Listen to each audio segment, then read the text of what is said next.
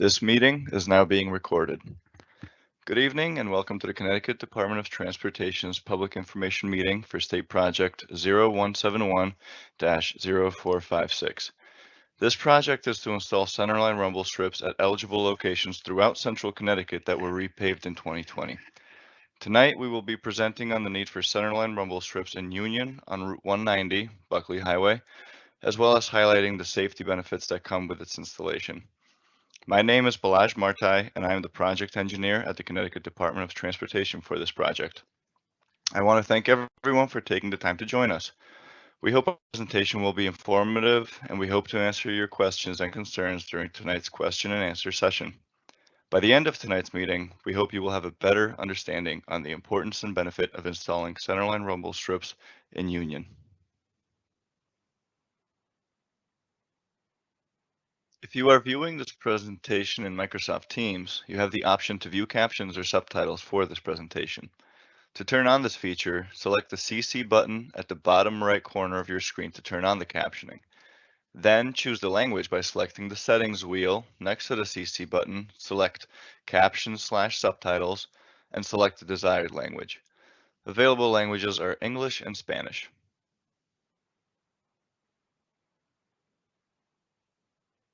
Before we start the presentation and introduce everyone involved with tonight's presentation, I would like to go over a few housekeeping items and explain the format for tonight's meeting.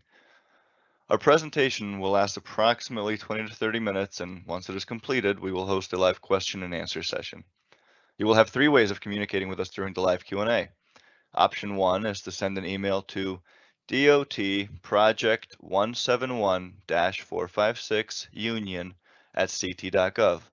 Option 2 is to leave a voicemail at 860-944-1111. Option 3 is to type your question directly into the live event Q&A in Microsoft Teams. You can ask a question by clicking on the little question mark, which will bring up your live event Q&A field. Then you select the Ask a Question button at the bottom right corner of the screen, and a field will pop up where you can type your question. Then you hit Enter or the little arrow button to submit your question to the project team.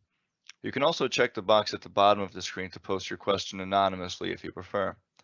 There will be a slight delay, but eventually your question will appear in the featured section with all the other questions asked tonight.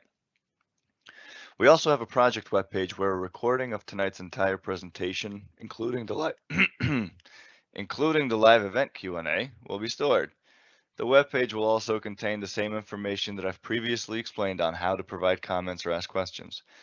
The webpage address is portal.ct.gov/DOT-Union171-456. The comment period will be open through June 7, 2021 via either the email or telephone shown on the screen. The Microsoft Teams chat function will only be available during tonight's live Q&A session.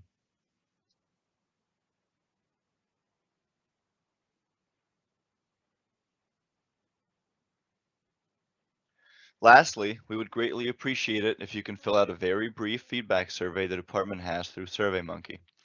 Virtual public information meetings are a new and necessary development for the department during these times, and the survey will help the department improve these public meetings going forward. The web address for this is www.surveymonkey.com/r/G8LRXBB. There is also a civil rights flyer that's available. The website to the flyer is portal.ct.gov/DOT/business/contract-compliance/civil-rights-and-accessibility. Finally, I would like to reinforce that no person shall, on the basis of race, color, or national origin, be excluded from participation or subject to discrimination in the development of this project. I would now like to introduce those from the department who are participating in this meeting. Joe Olette is the State Safety Engineer for the state of Connecticut, the head of the Safety Unit in the department's Division of Traffic Engineering, and is the project manager for this project. Once again, I'm Balazs Martai, an engineer in the Safety Engineering Unit, the lead engineer for this project, and primary presenter for tonight's meeting. I will also be answering any questions you may have during the live Q&A session. Romain Kamara is also an engineer with the Safety Engineering Unit and presenter for tonight's meeting. He will be reading off any questions that come in during the presentation and the live Q&A so I can answer them for you. Ryan Pothering and Devin Howe are also engineers with the Safety Engineering Unit and will be monitoring the Teams chat, project email address, and call-in voicemail for any questions or comments during the live Q&A. Tonight, we will go through the project description and purpose of this project, as well as objectives that we hope to achieve. Then we will give a thorough description of what centerline rubble strips actually are and why they should be used on this roadway segment, followed by the types of crashes affected by centerline rubble strips. Next, I will discuss how they are being used in the country and the state and go over the criteria for installation eligibility. Lastly, we will go over the cost and timeline for this project before we wrap everything up with the live Q&A discussion. The Connecticut Department of Transportation repaved Route 190 Buckley Highway from the Stafford Town Line to the eastbound Interstate 84 ramps in the town of Union during the 2020 construction season. This almost 3-mile section was identified as being a candidate for the installation of centerline rumble strips. I will go over what qualifies this section of Route 190 as eligible later in the presentation. As mentioned in the last slide, centerline rumble strips are proposed on Route 190 Buckley Highway between the Stafford Union Town Line and the eastbound Interstate 84 ramps as highlighted on the aerial image for a total of 2.97 miles. As you can see, the residential density is sparse, which is one of the considerations when determining the eligibility, but I'll go over that more later. So what are centerline rumble strips? They are grooves within the double yellow center line that produce noise and vibration when the tires of a vehicle come into contact with them. The noise and vibration alerts the driver that they have departed from their lane and gives the driver an opportunity to recover. Centerline rumble strips are different than the grooves along the edges of Connecticut's interstate highways. The grooves for centerline rumble strips on secondary roads are not as deep and therefore produce much less noise. Why centerline rumble strips? Well, the audible and vibratory warning greatly improves the chance that a driver will quickly and safely return to their lane. Centerline rumble strips also have the additional benefit of helping drivers navigate during poor weather conditions such as fog, snow, rain, or when pavement markings in general are obscured. The Federal Highway Administration has identified centerline rumble strips as a proven safety countermeasure to address head-on and sideswipe opposite direction crashes. They are also considered a proven low-cost safety improvement. In 2020, there were 36 fatalities and 2,340 injuries from head-on and opposite direction sideswipe crashes on Connecticut roadways on non-freeway roads. Centerline rumble strips help reduce these types of crashes, which could be attributed to distracted or fatigued driving. Over 25% of the people injured in these crashes associated with vehicles crossing the center line were under the age of 25. Looking at crashes on this roadway segment from 2018 to 2020, there were 2 crashes where the driver crossed the center line and hit a fixed object. In one case, a mailbox, and in another case, a guide rail. While there were only 2 crashes, the point of the centerline rumble strips is to avoid these crashes altogether. Centerline rumble strips are proactive treatment intended to reduce future lane departure crashes. Fatal and injury head-on and sideswipe crashes in rural areas are reduced by an average of 44% when rumble strips are implemented. Additionally, per the infograph at the bottom of the slide, centerline rumble strips can reduce head-on crashes by as much as 50%, run-off-the-road crashes by 46%, fatal crashes by 51%, and serious injury crashes by 41%. There are approximately 43 states across the country that use centerline rumble strips, including all of the states in the Northeast US. Connecticut started installing centerline rumble strips in 2014 and shoulder line rumble strips on limited access highways back in 1994. As of March of this year, Connecticut has installed over 1,650 miles of centerline rumble strips on state roads and over 230 miles on local roads. As you can see on this map, the majority of towns in Connecticut, over 120 of 169 towns, have had centerline rumble strips already installed. Any town shown in green already has centerline rumble strips, whether it be on a town or state-owned roadway. Towns in blue are programmed to have them installed, and towns shown in white do not currently have centerline rumble strips, nor are they planned to get them at this time, but this will likely change in the near future. Also note that all of Union's neighboring towns, Stafford, Willington, Ashford, Eastford, and Woodstock, already have centerline rumble strips. So let's talk about the criteria for centerline rumble strip eligibility.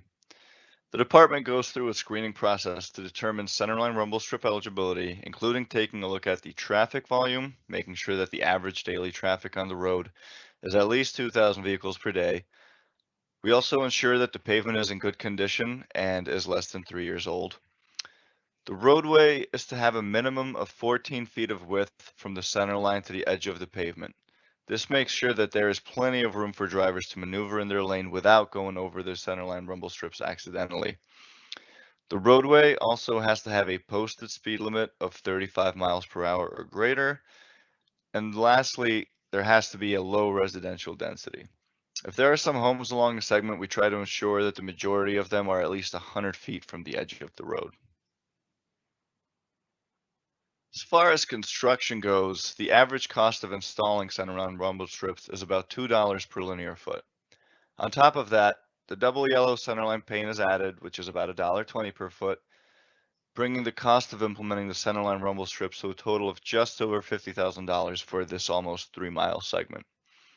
The cost will be covered by 100% state funds, with construction anticipated to take place this summer. These are just a couple of pictures taken from previous construction jobs showing part of the milling and grooving process. Construction vehicles work and travel at approximately 2 to 3 miles per hour to install the centerline rumble strips. The work is done during non-rush hours, and the center lines are painted a few days later. And with that, I want to thank you for your time to listen to our presentation. Now it's time to hear from you in our live question and answer session. Remember, you may email us any questions or comments via the project email address, leave a voicemail message on the call-in phone line, or send your questions directly via Teams chat. We also want to encourage that you take our very brief feedback survey to help us improve how we deliver these virtual public information meetings in the future. So with that being said, Romain, do we have any questions from the email, voicemail, or the chat for us to answer? Yes, Balaj. Thank you for that wonderful presentation. Now, ladies and gentlemen, I'm going to read over a few questions tonight, and here we are. So, one of the first few questions that came up is, how long would this project take approximately?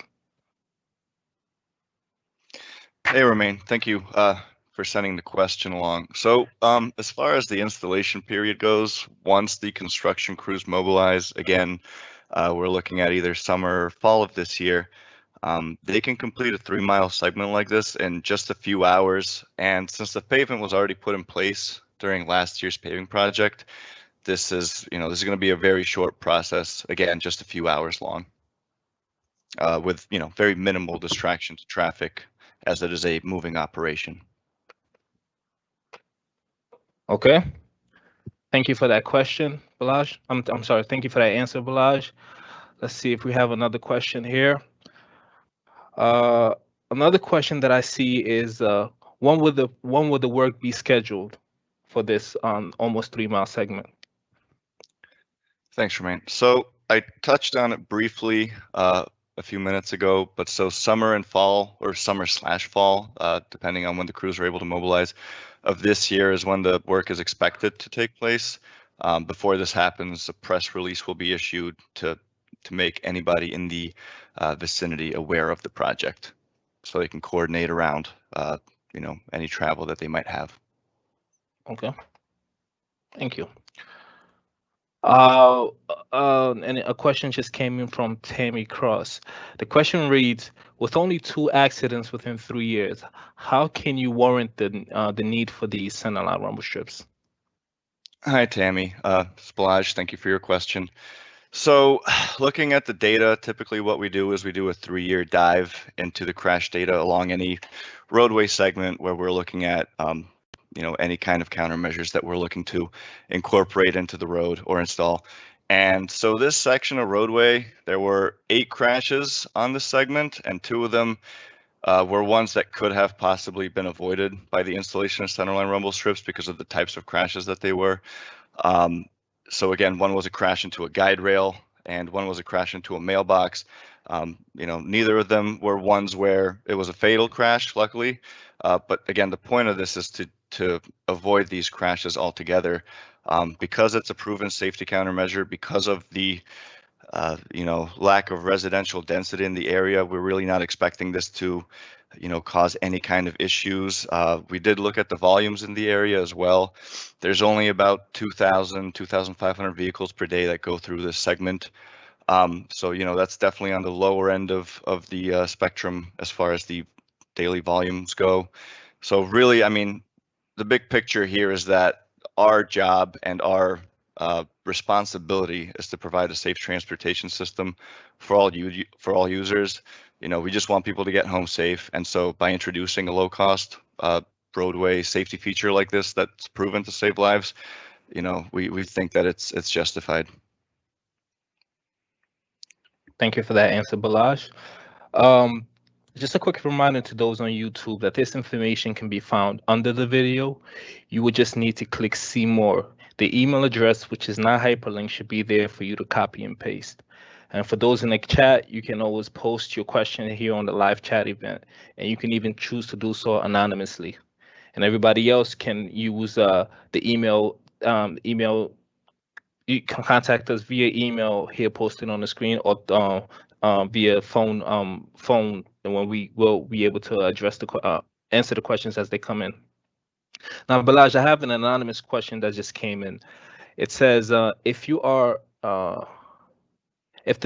rumbles are too loud, can they be removed?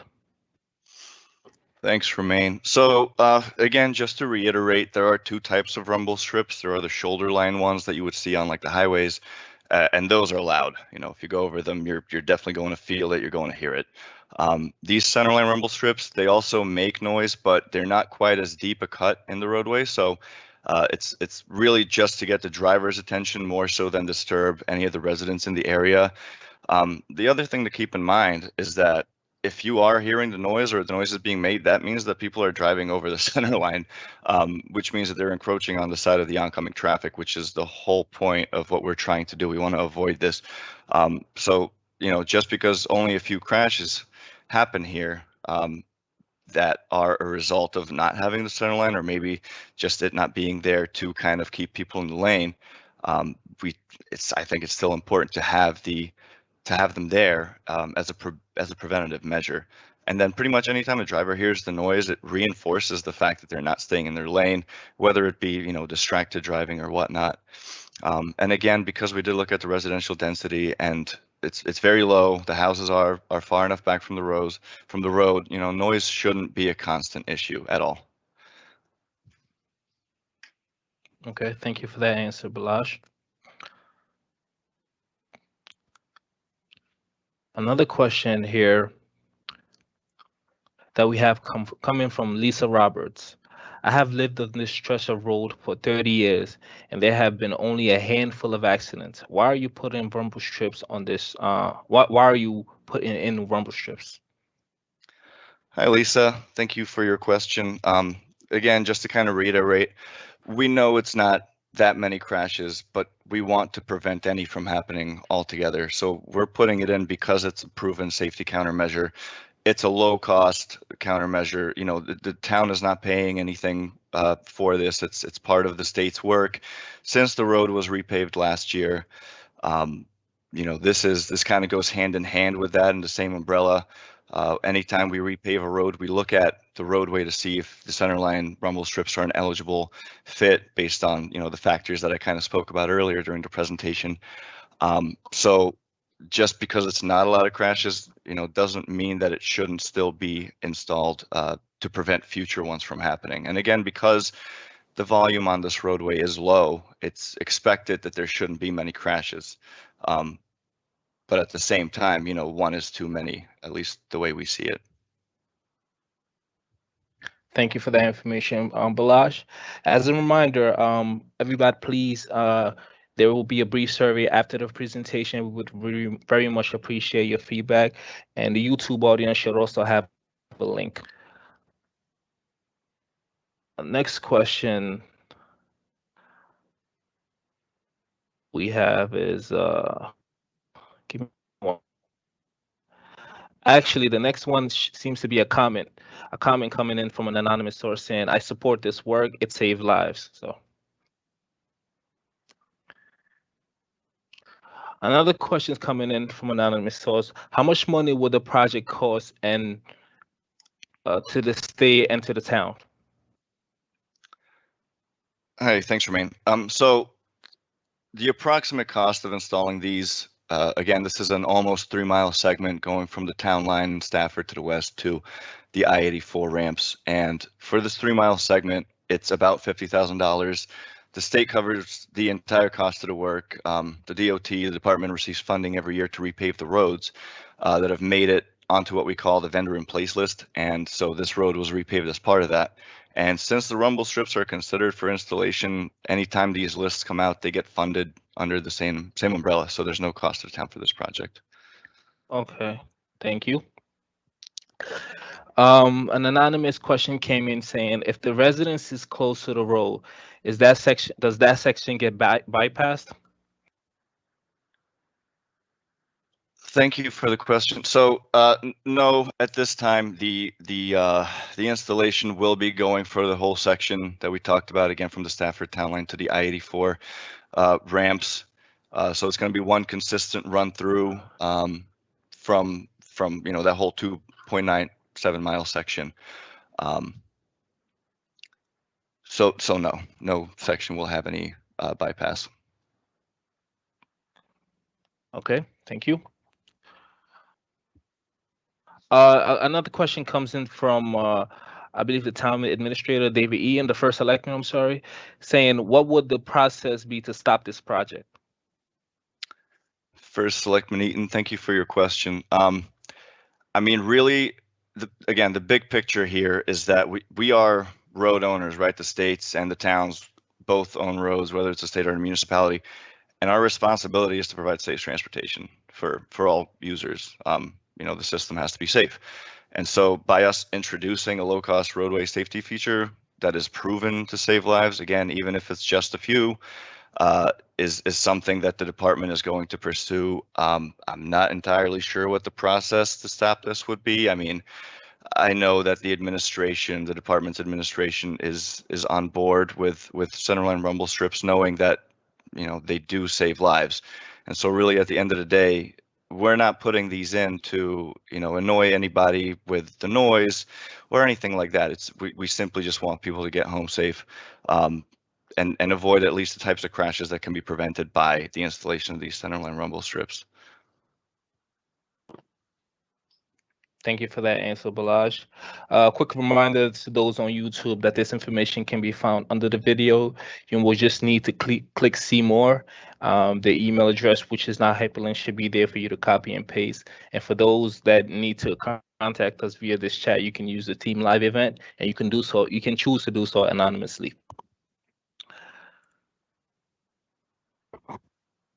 Have another anonymous question coming in saying, where can we find the specific research justifying the use of rumble strips?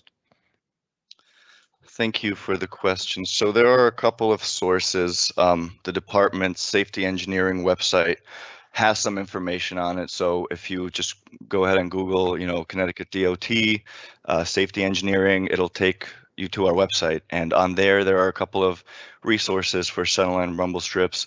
Some of those will take you to the FHWA, the Federal Highway Administration, where they have some brochures and some information on the research that they do. I mean, the numbers that we're using tonight really aren't our numbers, they're national research numbers. So I mean, that's where we get our information. And I mean, since we have installed, again, we've been installing Centerline rumble strips since 2014. in the grand scheme of things, they have only helped. We do get a couple of noise complaints here and there, but again, I think it's really important to understand that the reason that that's happening is because people are running over the center line, which really they should not be. I mean, if you're doing that and you see someone coming head on and they're across the road, this will kind of serve as a reminder to them to pay attention again, whether it's distracted driving or not. This is something that helps in that regard. Thank you for that answer, Balazs.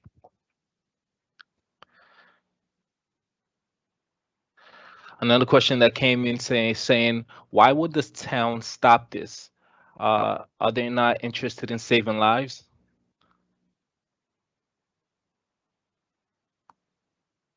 I'm not I'm not sure that's a question, but I appreciate the sentiment. So thank you. Okay, a question just came in from Michael Nealand. Mr. Nealand wants to know what is the actual statistics of crash I believe we just answered this, right? What is the actual statistics of I crash mean, reduction? Brian, I'm not sure if you have the slide up, but we can go back to it. There is, one of the snippets that we took, or the infograph, is from the FHWE research that, again, if you go to the website that I spoke about earlier, you'll be able to see, and it goes in obviously into more detail, research papers and whatnot, but that's where we got the information from. So see if we can find that slide real quick. Yep, just 1 second. I'm pulling it up. I'm having technical issues on my end, so I apologize. Okay, in the meantime, we have an email question that just came in. Balazs, email question reads, will reflectors be installed in the groove as part of this project? Thanks for that question, Romain. So no, we do not. So no, reflectors are not being installed when the centerline rumble strips are being installed. Mostly because they have a tendency to get ripped up when the plows go over them in the winter, which means that they would have to be more closely maintained. The ones that get ripped up become roadway hazards. So no, we do not install them as part of the centerline rumble strips at this time. Okay, I'm pulling the slides up now. Yeah, so this slide, this is again for Mr. Michael Nealand. The actual statistics of crash reductions that we're using in tonight's presentation and just in general as our guidance, it comes from FHWA, Federal Highway Administration, so national entity, and the numbers that they're providing in their research shows 50% reduction or up to. So obviously depends on things like the roadway volume and things like that, but up to a 50% reduction in head-on crashes, up to 46% for the runoff road crashes. We're looking at 51% for fatal crashes, and I believe one of the slides that I went over talked about just how many of these types of crashes we see in the state. And so, I mean, again, we just want to avoid this, get people home safely. And again, 41% reduction in serious injury crashes. Thank you for that answer to Mr. Nealand's question. We have another email question that just came in. The email question say, is the center line stamped in or is cut out? Thank you, Romain. So the centerline rumble strips are actually cut into the new pavement, and this produces a file milling product that is then hauled from the job site or wherever the rumble strips are being put in, usually to a DOT location, and then they are recycled for future use in upcoming pavement projects. So whatever we cut out, we actually try and recycle and use in upcoming pavement projects. Thank you for that answer, Balazs. And just another reminder to everyone that the comment period on this presentation is open through to June 7th, and we will be reviewing all voicemails and emails that come in within that time frame. However, the live chat is only available during this live event. We have another question that came in from Joe Cross, and he's wondering if the people that lives on this stretch of road do not want to install centerline rumble strips, do you take that? Does the state take that in consideration? Thank you for that question, Mr. Cross. So, yes, again, if the noise is the issue, that is a valid concern. But I cannot stress enough just why the noise happens. And again, because we do take a pretty deep dive into which sections are eligible in the first place, we don't just put them in everywhere possible. We do take a look at the roadway, its characteristics, again, things like the speed, the daily volume of traffic, and even how wide the lanes are. So, one of the criteria is that you need to have 14 feet of lane from the center line to the edge of the road. And that's plenty of room for even, a larger vehicle to maneuver, whether it's on a straightaway or a curvy section of road. There should be plenty of room for any vehicle to maneuver on the roadway without having the noise go off, or having the tires run over the center line, because we are looking to make sure that there's enough roadway before we go ahead and even look into installing the centerline rumble strips. So yes, we do take it into account, and we appreciate your feedback. But in the grand scheme of things, even saving one life, we think is justified for the installation of these rumble strips. Thank you for that answer, Balaj. Just another quick reminder that you can always visit our website. The website stated here on this slide that would have a copy of all the presentation along with the plans and general information about this project. And we have another, actually, this looks like a comment saying that the project saves just one life, it pays for itself many times over. Let's see. Oh. Yeah, I would say the department is agreement with that. We're just waiting on more questions to come in.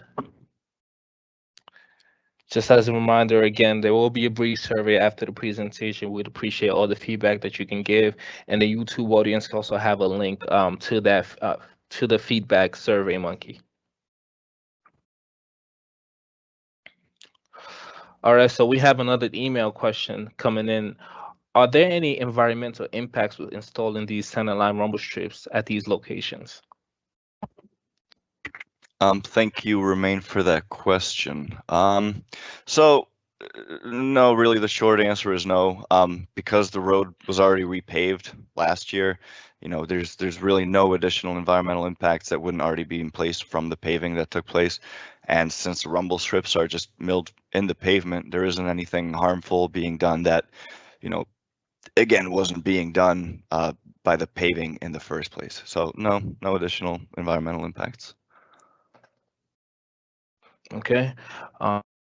Thank you for the answer. We have a question that came in. Who do we contact if the rumble strips are extremely loud? Can we get radar set up as the largest problem along the stretch of the speed? Along the stretch I guess the person is trying to say, can we get radar set up if the largest problem is the speed along this road?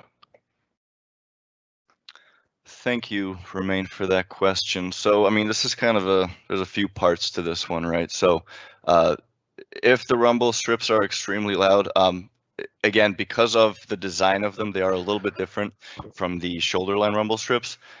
Those are loud. I will certainly agree with that. And they're meant to be because you're traveling at a high rate of speed on the highway. But for these ones, they are designed differently. They're cut in differently.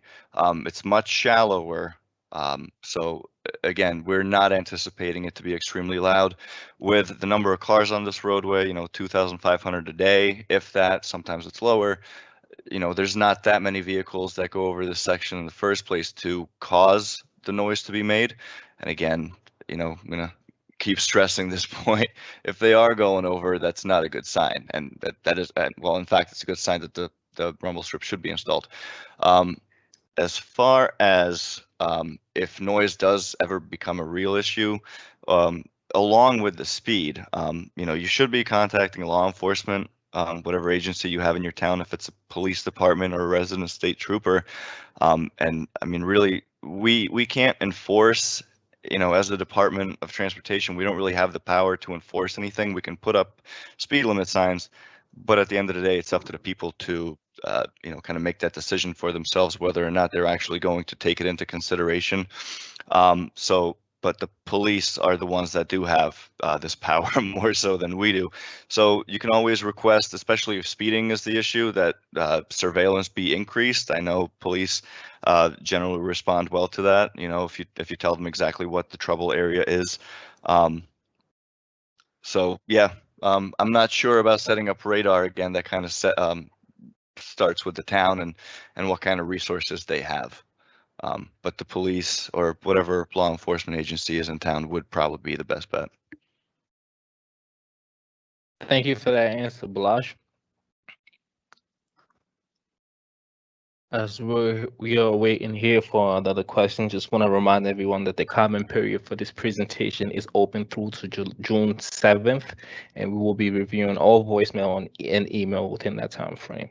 And then just to specify that this live chat is only available during this live event, for questions available during this live event. We would also like to reiterate that the Survey Monkey survey is very useful. So if anybody on this call would have a chance to fill it out at the end of this presentation or once the live Q&A session is over, very appreciative of that.